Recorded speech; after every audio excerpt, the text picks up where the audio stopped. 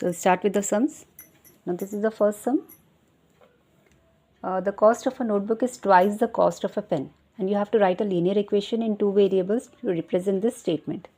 अभी यहाँ पे दिया हुआ है cost of a notebook is cost of notebook और cost of pen दिया हुआ है. अभी हम लोग को इसको लीनियर इक्वेशन बनाना है टू वेरिएबल्स में. तो कॉस्ट ऑफ नोटबुक हम लोग एज्यूम करेंगे लेट इट बी x और ये cost of pen let it be y. The cost of a notebook is twice the cost of a pen. तो अब जो भी नोटबुक का कॉस्ट है x, कितना है वो कॉस्ट, नोटबुक का कॉस्ट कितना है, ट्वाइस ऑफ द पेन. तो जो पेन का कॉस्ट है उसका ट्वाइस हो जाएगा यानी कि 2y. This is the equation. ये हम लोग को इक्वेशन बनाना था. Cost of a notebook is twice the cost of the pen. We have represent this in two variables. ये एक वेरिएबल है और ये एक वेरिएबल है.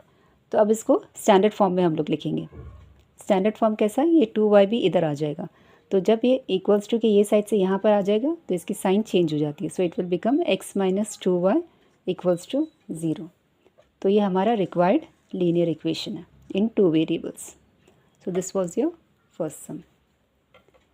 अब सेकेंड है express the following linear equations in the form of ax plus by plus c equals to 0 and indicate the values of a, b and c in each case. हम लोग को फर्स्ट ऑफ ऑल इसको standard form में लिखना है और a, b, c की values लिखना है. तो सेकेंड क्वेश्चन का फर्स्ट पार्ट है, this is your question. 2x plus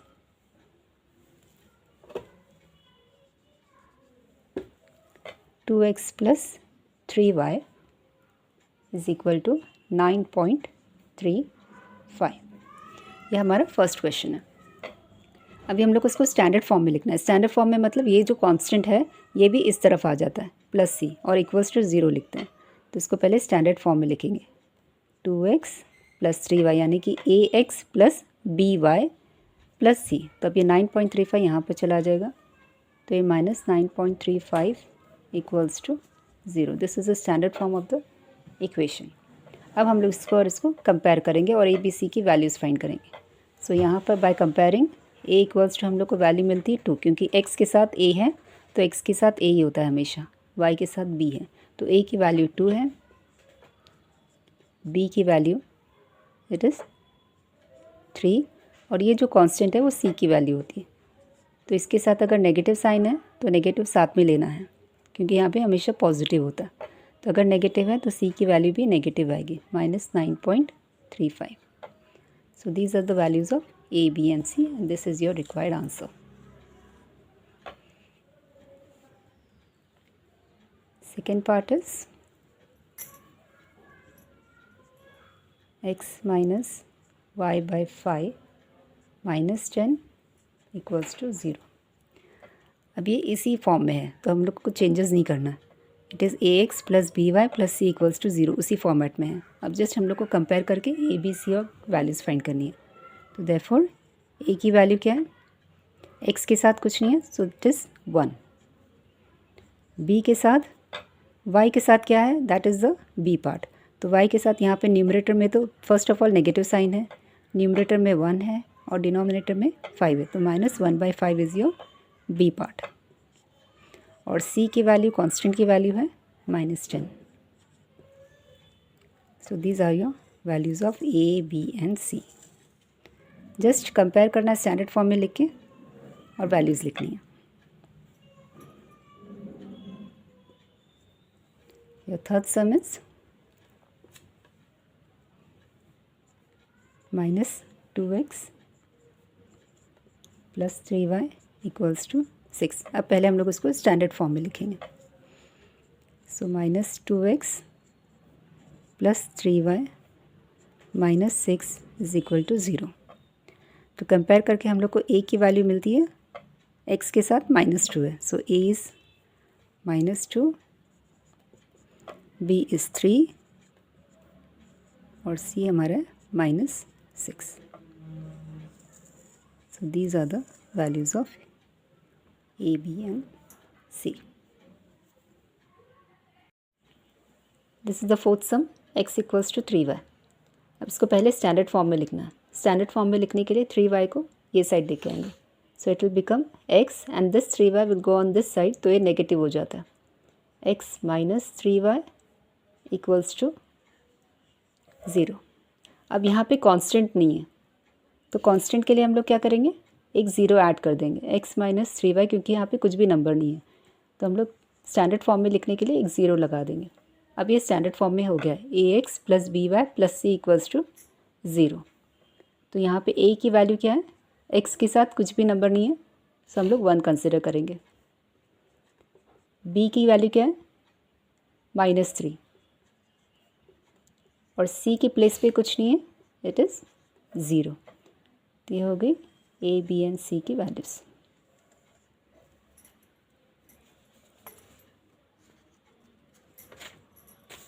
The next sum is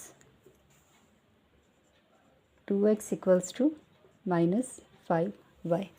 अब फिर इसको स्टैंडर्ड फॉर्म में लिखने के लिए 5y को हम लोग ये साइड लेके जाएंगे, तो 2x माइनस इधर आके पॉजिटिव बन जाएगा।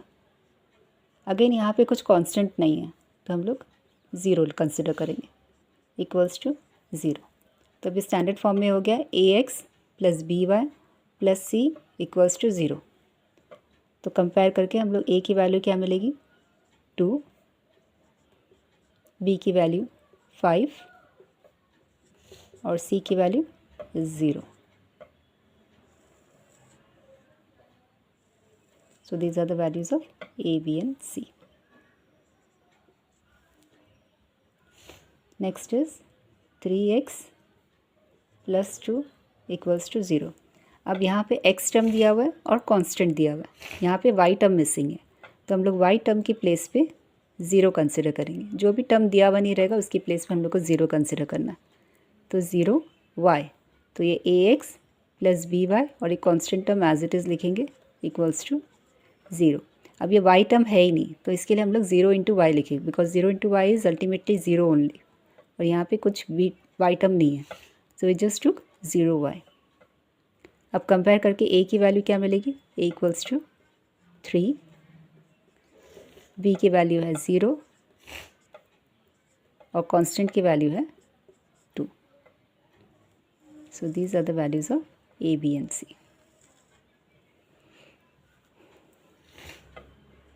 Next is y minus 2 equals to 0।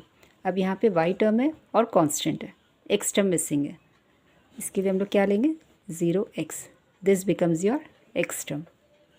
ये y की साइन पॉजिटिव है, सो प्लस y और ये constant -2 equals to 0।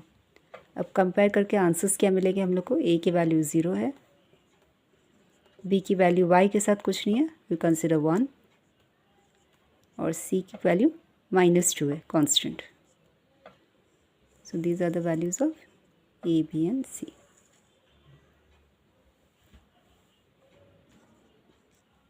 Next is 5 equals to 2x। अब यहाँ पे 2x इस साइड है, 5 इधर है। अब 2x को ये साइड लेके आएंगे तो इट विल बिकम नेगेटिव, इसके लिए हम लोग 5 को उधर लेके जाएंगे। फर्स्ट इसको इंटरचेंज करके लिखेंगे, तो it will become 2x equals to 5। I am just interchanging the places, इसके लिए साइन कुछ भी चेंज नहीं हुई है, इधर का उधर, उधर का इधर। सो नाउ अब ये स्टैंडर्ड फॉर्म में लिखने के लिए x का टर्म तो दिया हुआ है, y टर्म है नहीं, तो हम लोग y टर्म 0 कंसिडर करेंगे, 0y, और 5 को उधर लेके जाएंगे तो ये नेगेटिव हो जाएगा, इक्वल्स टू 0। तो ऐसे केसेस में पहले इंटरचेंज कर लेना उसकी प्लेसेस। प्लेसेस इंटरचेंज करने में साइंस चेंज नहीं होती है, क्योंकि इधर का उधर और इधर का इधर करें, जस्ट हम लोग ने इसको रिवर्स करें। अब 2x हम लोग ने एज इट इज़ लिखे, y टर्म मिसिंग है, इसके लिए 0y लिखे, और 5 को उधर लेके गए तो ये -5 बन गया। Now after comparing we will get the a value as 2, b का वैल्यू है 0 और c का वैल्यू है -5। So these are the values of a, b and c. So with this we have completed the first exercise.